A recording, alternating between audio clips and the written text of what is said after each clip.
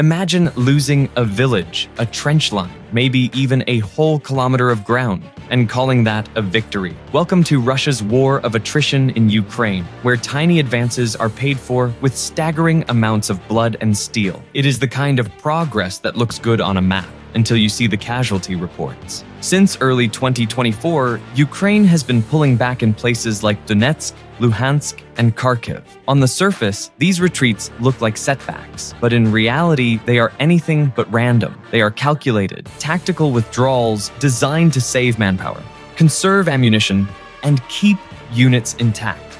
Instead of clinging to every meter of ground, Ukrainian commanders are asking a smarter question. Is this patch of dirt worth 1,000 lives? Usually, the answer is no. By pulling back, Ukraine preserves its core fighting force and stretches Russian supply lines, all while luring attackers into kill zones. Think of it less like running away and more like pulling the rope in a tug of war so the other guy falls flat on his face. Now, here is where it gets brutal. Despite throwing wave after wave of men at the front, Russia has managed to capture less than 1% of Ukraine's territory since 2024. 1%. That is the kind of number you do not brag about unless you are trying to sell a discount at a supermarket. And the cost? Astronomical. Estimates put Russian fatalities at over 250,000, with total casualties, both killed and wounded, approaching or even exceeding 1 million. To put that in perspective, that is more than the entire population of Estonia. For every trench gained, Russia is burying battalions. Ukraine's losses are severe as well, with 60 to 80,000 killed and overall casualties possibly over 400,000. But the imbalance is clear. Russia is paying far more in both lives and equipment for every inch of dirt. If war is about math, then Russia's ledger is bleeding red ink. And it is not just the soldiers. Russia's hardware is getting chewed up at a staggering rate. Thousands of tanks, armored vehicles, and artillery pieces have been reduced to smoking wrecks. Ratios of Russian to Ukrainian equipment losses run anywhere from 2 to 1 to 5 to 1. In some battles, it looks less like an army advancing and more like a scrapyard expanding.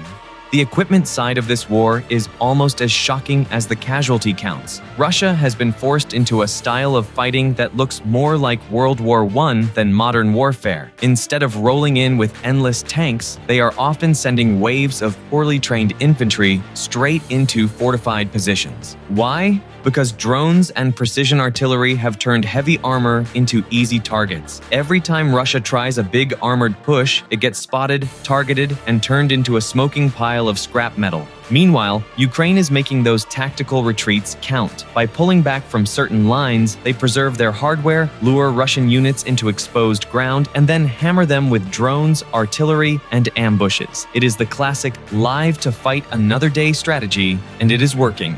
But here is the thing. Wars are not just fought with bodies and machines. They are also fought with morale. And this is where Russia's losses cut even deeper. Imagine being a soldier ordered to attack the same trench your unit tried to take yesterday, knowing the last wave did not come back. The stories filtering out from Russian troops are not about glory, they are about exhaustion, low morale, and the grim sense that they are disposable. Ukraine, on the other hand, frames retreats as survival moves. Soldiers understand the logic. We give up ground today, so we can still fight tomorrow.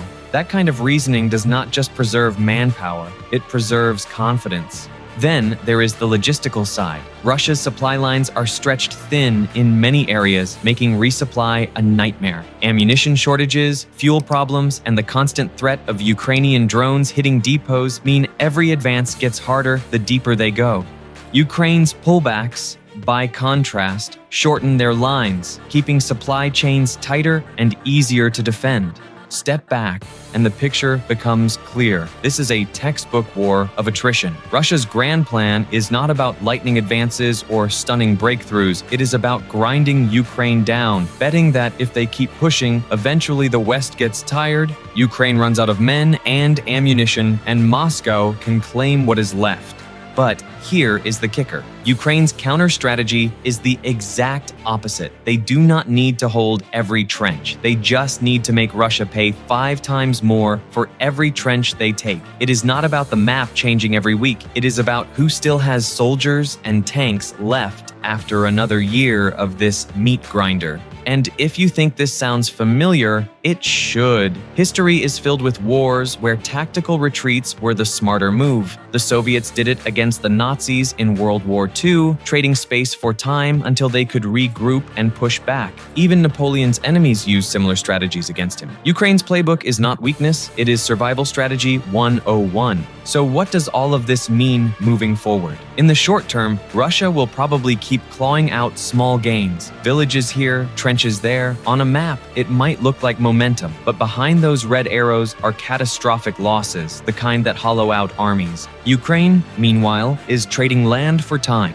By retreating tactically, they are keeping their core forces intact, saving ammunition and waiting for opportunities to strike back when conditions tilt in their favor. The long-term question is whether Russia can sustain this level of loss. 1 million casualties, thousands of vehicles destroyed, and a strategy that looks less like a master plan and more like a meat grinder raise the question of who is really running out of steam. And do not forget the role of Western aid. Ukraine does not fight in a vacuum. It fights with NATO weapons, Western intelligence, and a steady flow of support. Russia is not just trying to wear down Ukraine, it is trying to outlast Europe and the United States.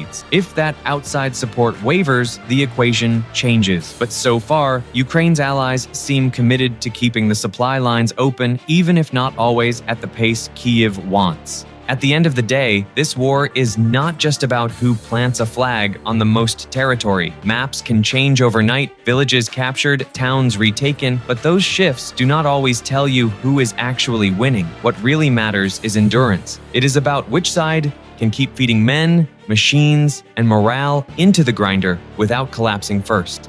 Ukraine's entire strategy is built on that truth. By trading space for time, they are betting that survival today means strength tomorrow. Russia, meanwhile, is gambling that sheer numbers can eventually wear Ukraine down. But every assault and every costly victory brings the question back to the same place. How long can this go on before one side simply cannot carry the burden anymore? History shows us that wars of attrition rarely end with parades or dramatic breakthroughs. They end quietly, when one army cannot recruit enough soldiers, when factories cannot replace tanks as fast as they are destroyed, or when a nation's will to fight finally snaps.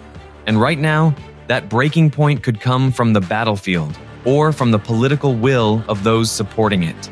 So, the next time you see headlines about Russia capturing another village, do not just look at the map. Look at the cost behind that little red arrow. Because in this war, a few square kilometers might cost thousands of lives, and the real winner will not be the one holding the most ground. It will be the one that figures out how to outlast the other without bleeding themselves dry. Because in a war of attrition, the side that runs out of soldiers first does not just lose the battle, it loses the future.